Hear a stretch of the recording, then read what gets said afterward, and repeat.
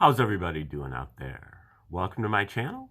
This is a channel for educational purposes, and we look at some of the best and brightest theories of everything, cosmologies, all-encompassing theories, paradigm shifters, magnum opuses from lost authors, ancient and modern, and anything else that would help you put together your holistic viewpoint and enable you to live a better life. And today is our 407th video that we've done on the reciprocal system of theory. And this reciprocal system of theory was originated by Dewey B. Larson back in the 20th century. He lived from 1898 to 1990, and around 1959 he proposed his two fundamental postulates. These were his distilling of all of the work that he had done before of how the universe operated.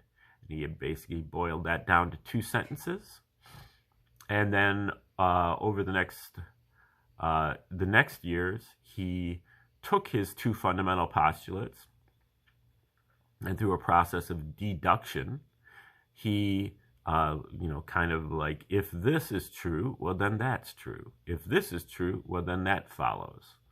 And through that process, he arrived at a theoretical universe, Larson's theoretical universe of how the universe would look if his postulates were correct. And then in his books, he compared his postulates, or his theoretical universe, with the empirical universe that the scientists, the legacy scientists, had measured through their experiments in the laboratory. And we're looking at some of the results of that today. We're going through right now chapter 1 of his book called Basic Properties of Matter. And so the basic properties of matter are, things that come out of the periodic table of the elements. All the different elements have their basic properties, such as the melting point and the boiling point and the specific heat, the compressibility. These are all chapters of Larson's books, of this book. The chapter that we're looking at right now is called Solid Cohesion. So the first chapter is Solid Cohesion. Then he moves on to interatomic distances and compressibility after that. Then we go into temperature relations and look at the boiling points and the critical points. It's an interesting study how Larson's theoretical universe compares with the empirical universe of the scientist. Now, we started this 2 days ago reading the preface, and then gradually we've been, I guess 3 days ago, and then we've been working our way through Chapter 1. This is a hard study. Larson is kind of writing for a more sophisticated, scientifically aligned audience. And so since I've learned this the hard way by just having to read it over and over again and look things up after every sentence or two or whatever, I only have a liberal arts background. I've taken these classes, but sometimes all the way back to high school. I think I took a physics class in college, and I did take 3 semesters of calculus in college. But I was a history.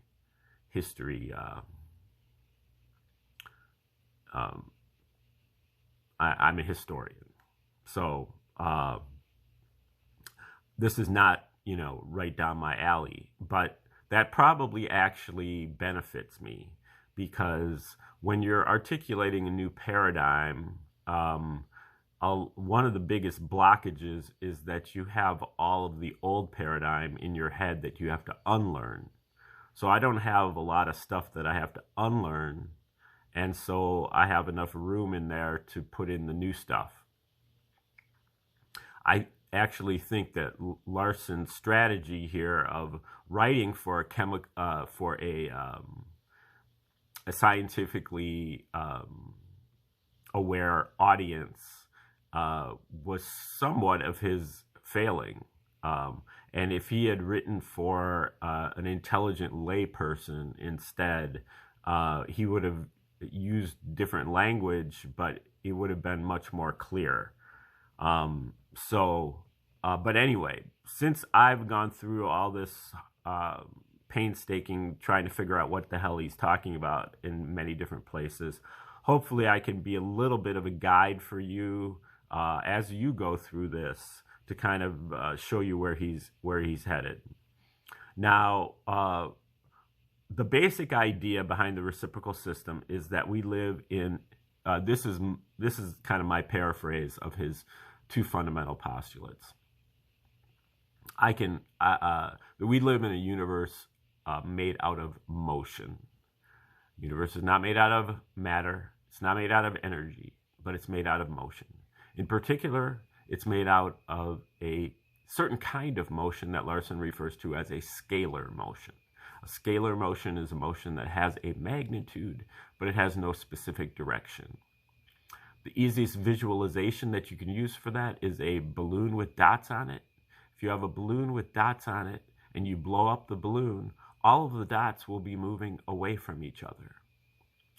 But they won't be moving in any specific direction, or really all directions. Every dot will be moving away from every other dot.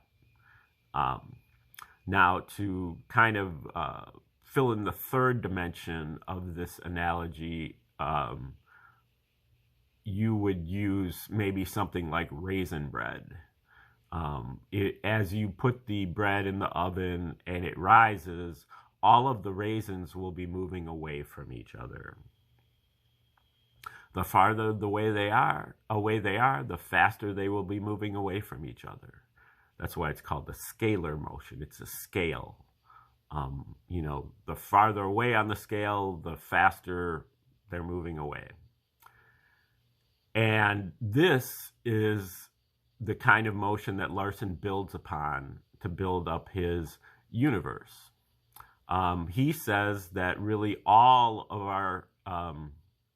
okay, so then once we have our universe made out of motion, other people have arrived at that before in the past, such as Thomas Hobbes and Rene Descartes, but they weren't able to succeed in constructing a full-blown theory based on that, because they didn't redefine motion.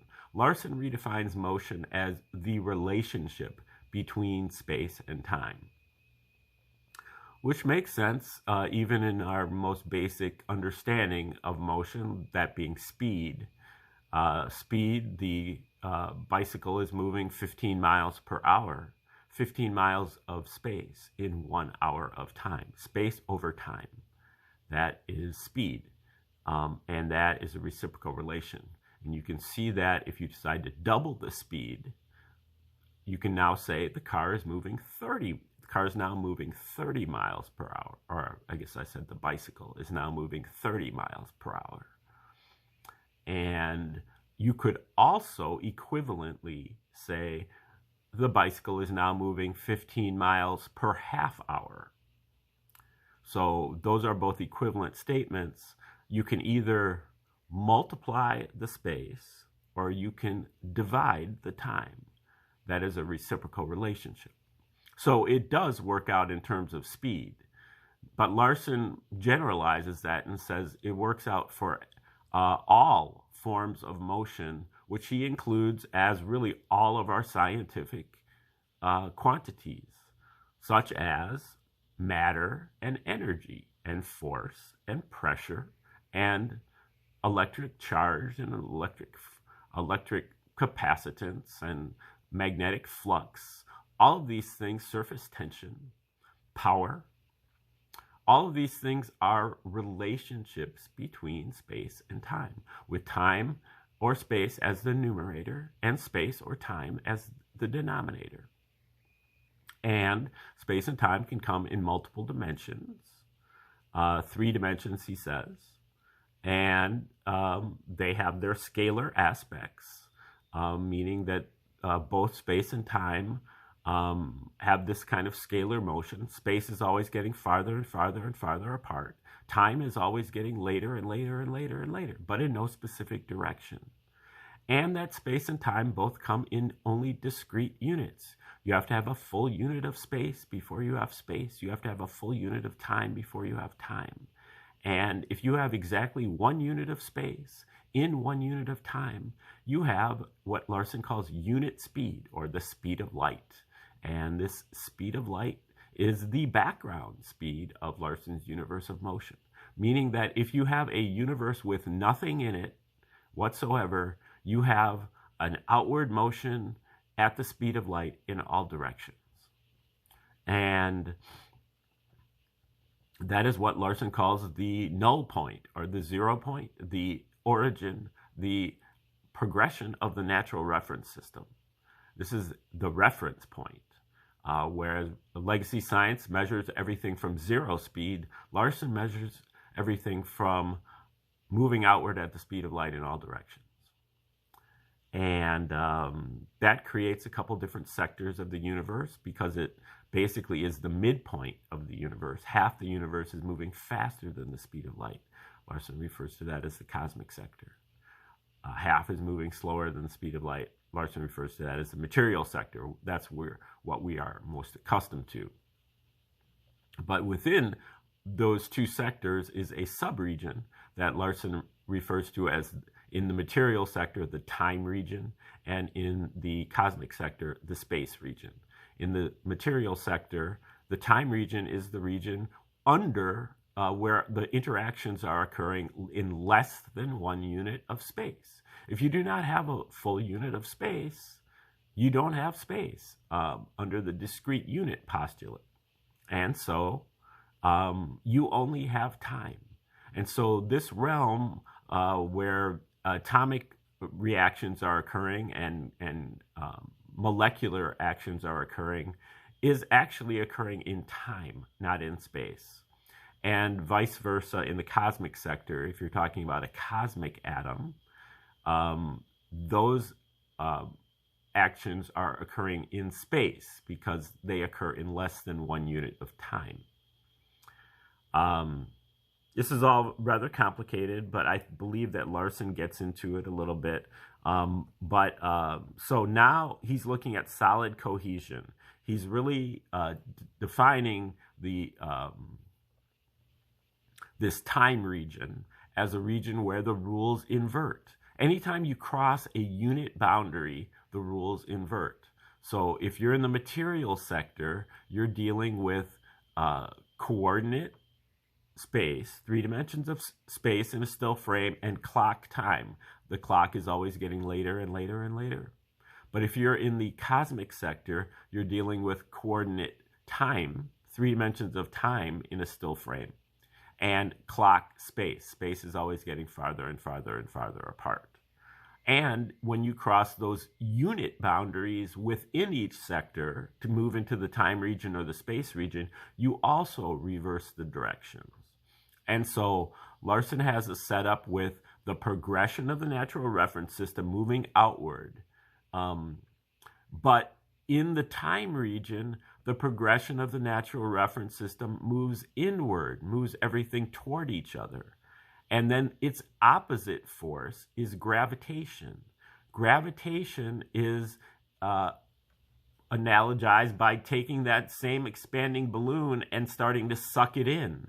If you suck in the balloon, all of the dots will be moving toward each other. And so that is how you normally see gravitation. But then inside unit distance in the time region, gravitation is actually pulling outward. Okay, so At a certain point, those two forces reach equilibrium. The inward force of the progression and the outward force of gravitation reach equilibrium, and that is what Larson refers to as the solid state of matter and also the interatomic distance of all the different elements and compounds. Okay, I think we might be able to have enough built up here to start reading here with this next section. First, let me just go through, just kind of quote you, or at least from my memory, Larson's two fundamental postulates. First postulate is that the universe is composed entirely of one component, motion, existing in 3 dimensions, in discrete units, and with 2 reciprocal aspects, space and time. And so we kind of went over that. The second postulate is less important and more disputed. Many of Larson's followers don't get with the second postulate in its entirety and have made various amendments to it. The universe conforms to the relations of ordinary commutative mathematics. Its primary magnitudes are absolute, and its geometry is Euclidean. Turns out that Euclidean geometry is not big enough for some of the Larson followers, including me, and that projective geometry works better. Projective geometry also includes Euclidean geometry, but it also includes other things. But that is for another day. And we're going to start here in the middle of this chapter on solid cohesion. Even with all of this latitude for additional assumptions, so he's now doing a literature review of kind of like the scientific evolution of this idea of how atoms hold, groups of atoms hold themselves together. He's proposing this solid cohesion, this equilibrium between the progression and gravitation. But in current chemistry circles, the idea is that these are held together by electrical bonding, electrical bonds. And Larson is explaining that the electrical bonds do not answer the question, because there are plenty of bonds that are non-electrical. I mean, you do have your NaCl bonds and so on, but there are other kinds of bonding that do not fit in under that rubric, but the chemists kind of fudge them in there anyway. So here he says, the hypothetical bonds are then described in terms of interaction of electrons, so that the theories are united in language, even though widely divergent in content. What just happened? Yeah, okay. As noted in chapter 19 of my last volume, Nothing But Motion, a half dozen or so different types of bonds have been postulated, together with hybrid bonds, which combine features of the general types. Even with all of this latitude for additional assumptions and hypotheses, some substances, notably the metals, cannot be accommodated within the theory by any expedient thus far devised.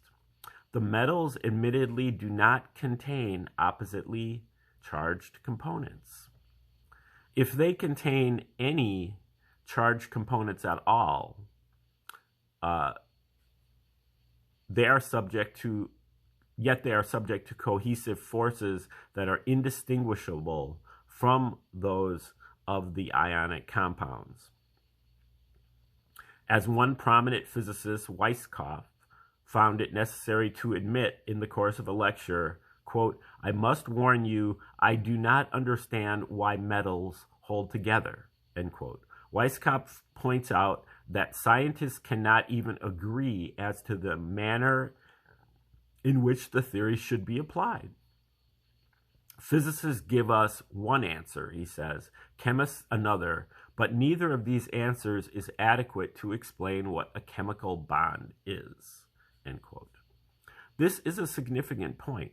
The fact that the cohesion of metals is clearly due to something other than the attraction between unlike charges logically leads to a rather strong presumption that atomic cohesion in general is non-electrical.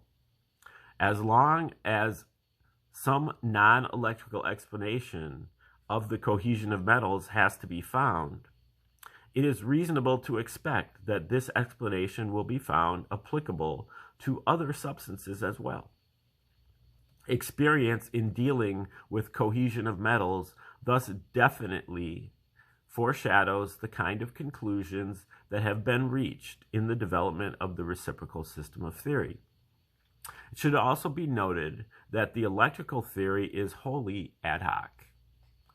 Aside from what little support it can derive from extrapolation to the solid state of the conditions existing in solutions, there is no independent confirmation of any of the principal assumptions of the theory.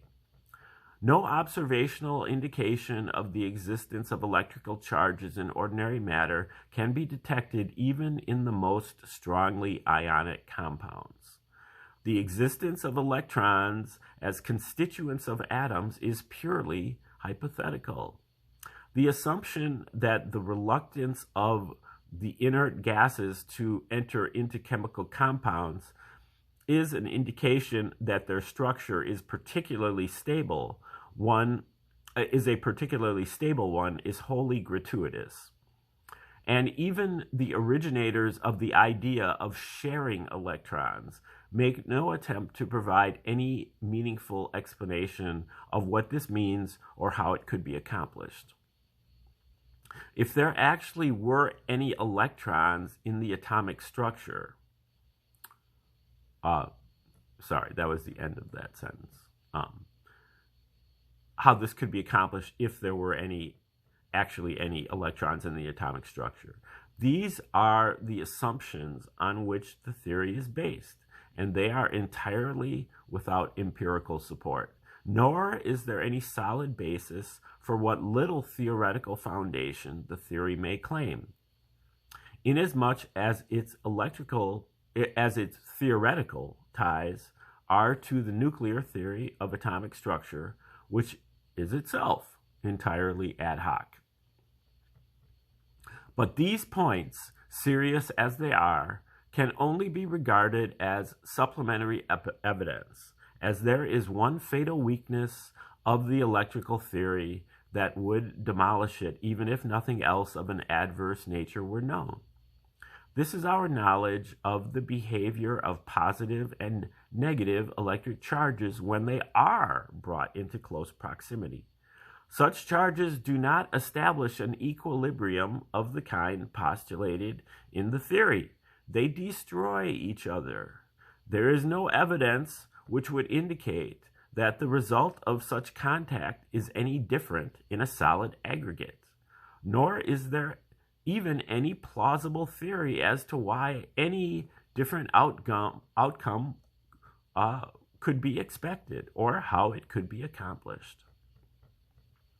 It is worth noting in this connection that while current physical theory portrays positive and negative charges as existing in a state of congenial companionship in the nuclear theory of the atom and in the electrical theory of matter, it turns around and gives the explanations of the behavior of antimatter, in which these charges display the same violent antagonism that they demonstrate to actual observation.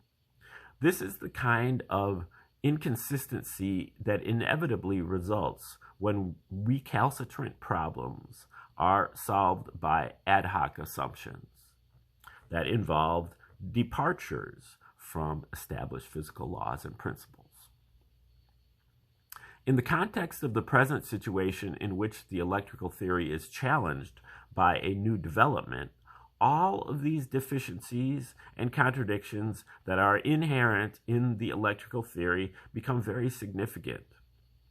But the positive evidence in favor of the new theory is even more conclusive than the negative evidence against its predecessor. First, and probably the most important, is the fact that we are not replacing the electrical theory of matter with another theory of matter. The reciprocal system is a complete general theory of the physical universe. It contains no hypotheses other than those relating to the nature of space and time. And it produces an explanation of the cohesion of solids in the same way that it derives logical and consistent explanations of other physical phenomena, simply by developing the consequences of the basic postulates. We therefore do not have to call upon any additional force of a hypothetical nature to account for the cohesion. The two forces that determine the course of events in the region outside unit distance also account for the existence of the interatomic equilibrium inside this distance. It is significant that the new theory identifies both of these forces. One of the major defects of the electrical theory of cohesion is that it provides only one force, the hypothetical electrical force of attraction, whereas two forces are required to explain the observed situation. Originally, it was assumed that the atoms are impenetrable and that the electrical forces merely hold them in contact. Present-day knowledge of compressibility and other properties of solids has demolished this hypothesis, and it is now evident that there must be what Karl Darrow called an antagonist in the statement quoted in Volume 1 to counter the attractive force, whatever it may be, and produce an equilibrium. Physicists have therefore been unable to find any such force, but the development of the reciprocal system has now revealed the existence of a powerful and omnipresent force hitherto unknown to science. Here is the missing ingredient in the physical situation, the force that not only explains the cohesion of solid matter, but, as we saw in Volume 1, supplies the answers to such seemingly far-removed problems as the structure of star clusters and the recession of the galaxies. One point that should be specifically noted is that it is this hitherto unknown force, the force due to the progression of the natural reference system, that holds the solid aggregate together, not gravitation, which acts in the opposite direction in the time region. The prevailing opinion that the force of gravitation is too weak to account for the cohesion is therefore irrelevant, whether it is correct or not. Inasmuch as the new theoretical system applies the same general principles to an understanding of all the interatomic and intermolecular equilibria, it explains the cohesion of all substances by the same physical mechanism. It is no longer necessary to have one theory for ionic substances, several more for those that are non-ionic, and to leave the metals out in the cold without any applicable theory.